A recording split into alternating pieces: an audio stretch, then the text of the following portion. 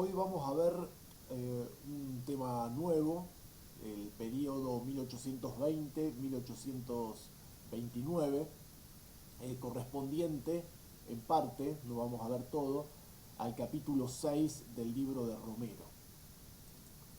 Habíamos quedado la última vez, en la última clase, en el año 1820, que es el momento en que cae el gobierno central de Buenos Aires, el de las Provincias Unidas del Río de la Plata, el nuevo país que había sustituido al antiguo virreinato del Río de la Plata. Este gobierno central, dominado por los porteños unitarios, cae como resultado de la invasión militar propiciada por la alianza entre el Francisco Ramírez, caudillo y gobernador de Entre Ríos, y Estanislao López, caudillo y gobernador de Santa Fe. Ambos ejércitos provincianos, entrerrianos y santafesinos, marchan hacia Buenos Aires. Se lleva adelante una batalla, la famosa en la historia argentina batalla de Cepeda, que culmina con la victoria de entrerrianos y santafesinos sobre porteños. El gobierno de Buenos Aires, el gobierno nacional de entonces, cae y desaparece toda autoridad nacional argentina, de lo que hoy llamaríamos el gobierno central de Buenos Aires. Cada provincia pasa a gobernarse por sí misma, casi podríamos decir, o virtualmente como países independientes. Habría que esperar recién al año 1861, con un breve lapso anterior entre 1825 y 1828, para que vuelva a haber, esta vez de manera definitiva, un gobierno central en la República Argentina, que entonces nacería a partir de 1861. Pero entre 1820 y 1861, excepto el periodo, como dije ya, del 25 al 28, no hubo gobierno central en nuestro país. Las provincias se gobernaron a sí mismas, estuvieron casi permanentemente envueltas en una guerra civil sumamente sangrienta, entre provincianos, generalmente federales, de ideología política, y porteños, generalmente unitarios, aunque ya veremos que los porteños también van a abrazar, muchos de ellos, la ideología federal. Hemos visto que el unitarismo lo que proponía era un gobierno central fuerte en Buenos Aires, la hegemonía porteña, la preeminencia y el monopolio económico a partir del control de la economía por parte o a través del puerto de Buenos Aires, que era el único puerto de ultramar, el único puerto internacional del nuevo país, el único contacto, o al menos el más fluido, el más importante con el resto del mundo. A Buenos Aires, a la aduana de Buenos Aires, llegaban los barcos provenientes del exterior, trayendo casi todo, porque aquí se producía, se fabricaba muy poco. Este era un país que solamente generaba, o casi por completo generaba, materias primas. En este momento es el cuero y es el tasajo, esto es la carne salada, vacuna, estos dos rubros, los que van a ser los únicos prácticamente productos de exportación del país. El país vende cueros y carne salada, porque en esta época no hay frigoríficos, a varios países, generalmente países, en el caso de la carne salada, países con esclavitud africana, y los esclavos africanos son alimentados con esta carne vacuna argentina salada. Bueno, como intercambio comercial, entonces nosotros vamos a proveer a través del puerto de Buenos Aires de estas materias primas, cuero y carne salada al mundo, y vamos a recibir a cambio, en un intercambio comercial siempre desventajoso para el país, todo tipo de manufacturas, o sea, desde textiles a muebles, libros, o lo que ustedes puedan imaginar, artículos de tocador, todo lo que tiene que ver con la manufactura. Inglaterra se halla en este momento en plena revolución industrial. Entonces casi todo lo que se fabrica en el mundo se fabrica en Inglaterra. Los ingleses están por todas partes, abriendo nuevos mercados, eh, estableciendo nuevas colonias. Argentina, y sobre todo la provincia de Buenos Aires, se va a convertir en uno de los principales socios comerciales de Gran Bretaña.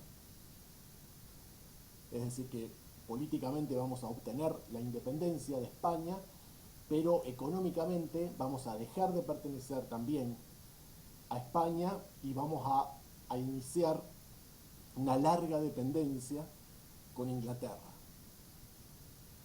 Digamos, esta política va a beneficiar sobre todo a los porteños, que son los que justamente poseen el puerto más importante del país.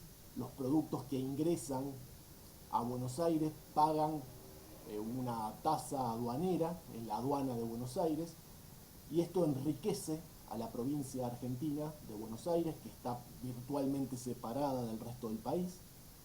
Buenos Aires se queda con estas rentas aduaneras, no las comparte con el resto del país, que languidece en la miseria, en el atraso, en el aislamiento geográfico y económico, porque todo tenía que pasar por Buenos Aires, los productos que venían de afuera y el contacto internacional estaban monopolizados por Buenos Aires, mientras que el resto del país se hallaba en una situación de virtual aislamiento y de penuria económica.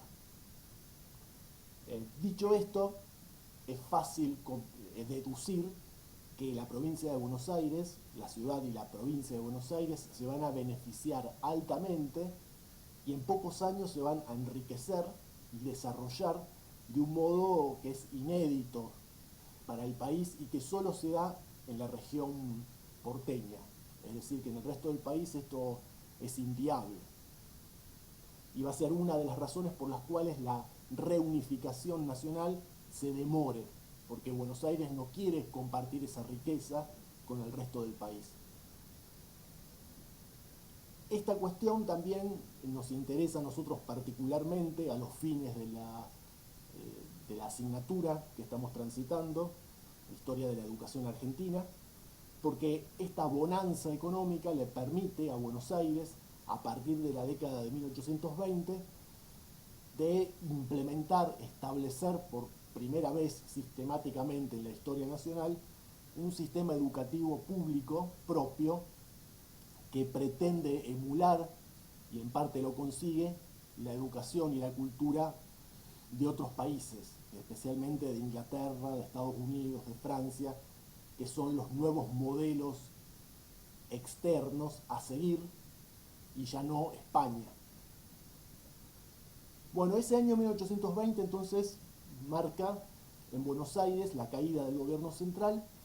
Él asume como gobernador de la provincia de Buenos Aires Martín Rodríguez, cuyo ministro, digamos jefe de ministros, jefe de gabinete como le diríamos hoy, su principal ministro es un tal Bernardino Rivadavia, que es el que va a implementar las también famosas en la historia argentina reformas rivadavianas, que tienen que ver en parte con los que les acabo de decir, es decir, con, desde el punto de vista educativo, llevar adelante un programa de reformas aceleradas, complementadas por otras que vamos a ir viendo ahora.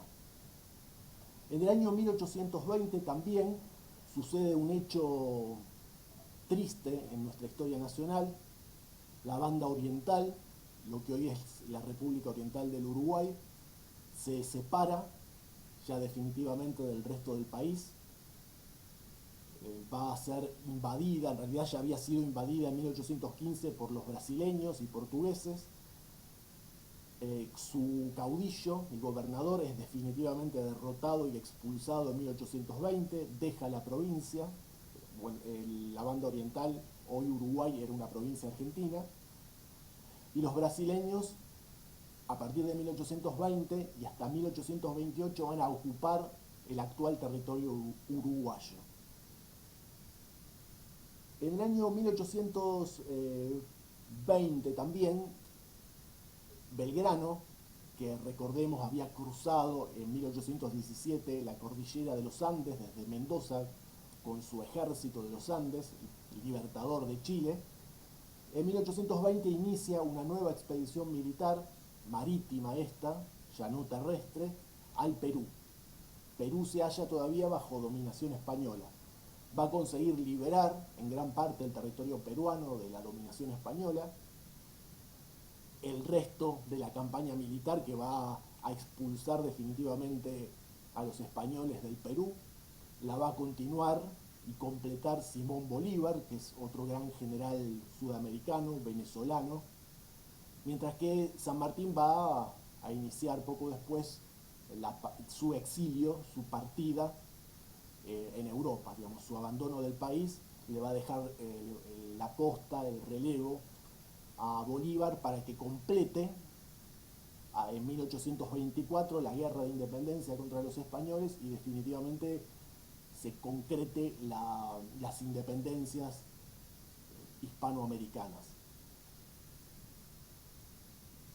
Bueno, también en la década de 1820, un poquito antes en realidad, pero con más fuerza en la década de 1820, las distintas digamos, las distintas provincias, argentinas, comenzando por Santa Fe, se dictan a sí mismas sus propias constituciones y reglamentos provinciales. Digamos, se organizan como estados provinciales autónomos. Esta organización de las provincias, organización política e institucional, precede, podríamos decir, a la definitiva organización nacional. Si va a haber primero constituciones provinciales y la constitución nacional actual recién se va a sancionar en 1853. Sobre la base de estas constituciones provinciales, de los acuerdos entre provincias y de la organización regional, institucional y política de cada una de estas provincias, que van a ser como las piedras angulares, los cimientos de la nueva nación en la segunda mitad del XIX. La gobernación de Martín Rodríguez en Buenos Aires se extiende de 1820 a 1824, siendo entonces su ministro, como les dije, su primer ministro, Bernardino Rivadavia. Les enumero algunas de las reformas rivadavianas. Bueno, la primera de ellas es la abolición de los fueros, es decir, de los derechos, los privilegios eclesiásticos, de la Iglesia Católica, obviamente. La Iglesia ya no va a percibir un impuesto que era el llamado diezmo, el 10% de las transacciones comerciales internas, va a perder esa fuente de financiamiento, sus bienes van a ser confiscados, sus tierras, sus inmuebles en gran parte, van a cerrar monasterios, van a ser algunas instituciones como la sociedad de beneficencia, va a ser laicizada, estatizada, o sea, todo el trabajo de acción social emprendido por la Iglesia Católica va a ser ahora controlado por el Estado provincial. Se van a multiplicar las escuelas primarias, estatales, laicas, en toda la provincia de Buenos Aires. Se va a crear un instituto de agricultura con un jardín botánico, un museo de ciencias naturales, todo un equipamiento que va a venir, un instrumental que va a ser importado de Europa para formar laboratorios, observatorios astronómicos, por ejemplo, todo tipo de implementos que sirvan a la difusión de la ciencia. Van a ser contratados sabios extranjeros también para que vengan a trabajar aquí. En 1821 se va a crear la Universidad de Buenos Aires. Hasta entonces, en lo que hoy es el territorio argentino, solo había una universidad en Córdoba. La Universidad de Buenos Aires a su vez va a tener como anexo un colegio secundario, el futuro Colegio Nacional de Buenos Aires, en el cual se van a educar los miembros de la élite política argentina, de allí en más. Vamos a ver esto, digamos, vamos a ver este punto, la importancia que tiene a posteriori, porque en este Colegio Nacional de Buenos Aires, primero, y en la Universidad de Buenos Aires después, a lo largo de las décadas de 1820 y 1830, va a haber toda una generación de jóvenes argentinos nacidos a partir de 1810, digamos, todos ellos o casi todos ellos en la etapa independiente del país, son la primera generación de argentinos completos, por así decirlo, que no vieron la dominación española.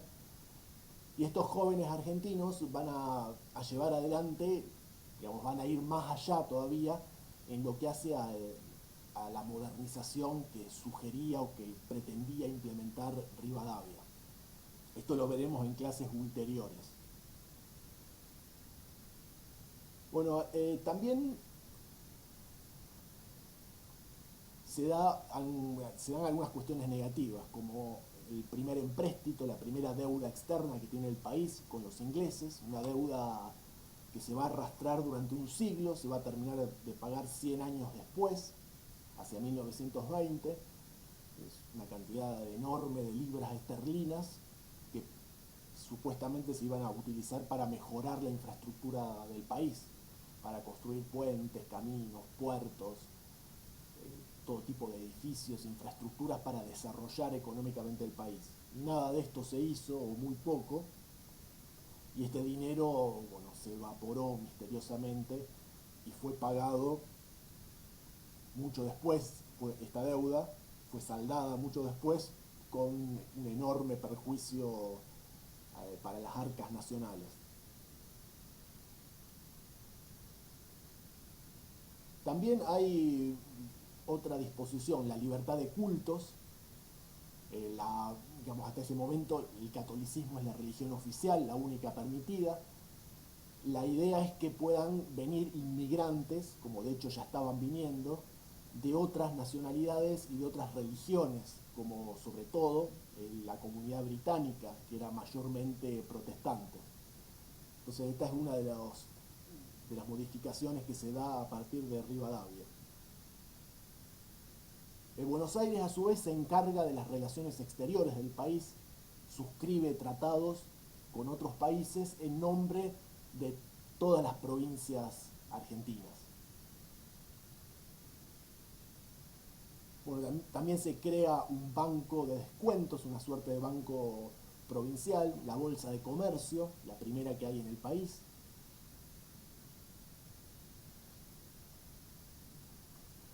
Y todo esto va sentando las bases para una Argentina más moderna, podríamos decir.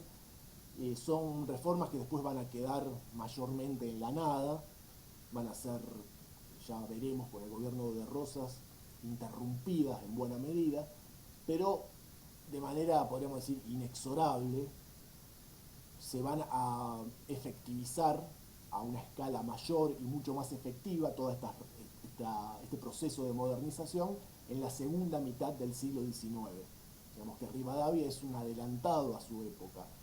Digamos, él propone un país más europeo, abierto a la inmigración, a los capitales foráneos, pretende traer inmigrantes, estos llegan en escaso número primeramente, luego va a ser una avalancha inmigratoria sobre fines del siglo XIX, propone colonizar las tierras que están en manos de los indígenas, hace una suerte de arriendo masivo de las tierras. Esto sale mal, la idea era subdividir el territorio provincial, estos enormes campos vacíos o poblados por los indígenas, repartirlos, que eran tierras fiscales, repartirlos entre colonos extranjeros, entre familias de agricultores extranjeros, y propiciar la pequeña y mediana propiedad agropecuaria, al estilo de los farmers, esto es, los granjeros norteamericanos. Tal iniciativa fracasa. En realidad la tierra se reparte entre pocas familias, entre las familias locales, miembros de la aristocracia o de la burguesía, mejor dicho, porteña. El arriendo, que es una especie de alquiler por las tierras, no se paga, y con los años se blanquea esta situación y las familias dueñas de las tierras se van a convertir o van a ser confirmadas, mejor dicho, porque ya lo eran, como grandes propietarias, como grandes latifundistas. La tierra se va a repartir en pocas manos, en definitiva, al menos en la provincia de Buenos Aires. Bueno, en el año 1825, Bernardino Rivadavia se convierte en presidente de la República Argentina. Del 25 al 28, efímeramente, fugazmente, se restablece el gobierno central en Buenos Aires. Se dicta una constitución unitaria que las provincias del interior, todas federales, rechazan, pero durante un breve periodo, que en realidad no llega a los 3 años, el gobierno, bajo el nombre de presidencia, digamos, bajo el nombre de República Argentina, con una presidencia, con un primer presidente, que es Bernardino Rivadavia, va a intentar reorganizar el país. De todas maneras, esto dura poco tiempo, como les decía. En el 25 se desata una guerra entre Argentina y Brasil. Brasil acababa de declarar su independencia de Portugal, había dejado de ser colonia portuguesa para convertirse en un país soberano. Brasil ocupaba lo que hoy es Uruguay, la banda oriental. Los orientales o uruguayos se sublevan contra la ocupación brasileña y piden ayuda a los porteños y a los provincianos para emprender una guerra contra el invasor brasileño, expulsarlo de la provincia oriental del Uruguay y reintegrarse como una provincia argentina más a la República Argentina. En este momento los orientales o uruguayos no piensan en conformar un país soberano. Sin embargo, esta guerra que se desata entre el 1825 y 1828, que inicialmente está jalonada por las victorias militares argentinas, se recupera la mitad del territorio de esta provincia argentina de la banda oriental, la otra mitad queda en manos brasileñas, se produce una suerte de estancamiento de la guerra hacia 1826-27 como resultado de otra guerra civil, esta guerra interna que se desata en el interior del país, digamos, de nuestro país. Se reanuda la guerra civil entre unitarios y federales, las provincias, digamos, dejan de enviar soldados a la banda oriental. El presidente de Rivadavia está combatiendo en dos frentes, digamos, en la banda oriental por un lado y en el interior del país por el otro. Esto debilita la presidencia, el gobierno de Rivadavia y, digamos, el poderío militar de la nación.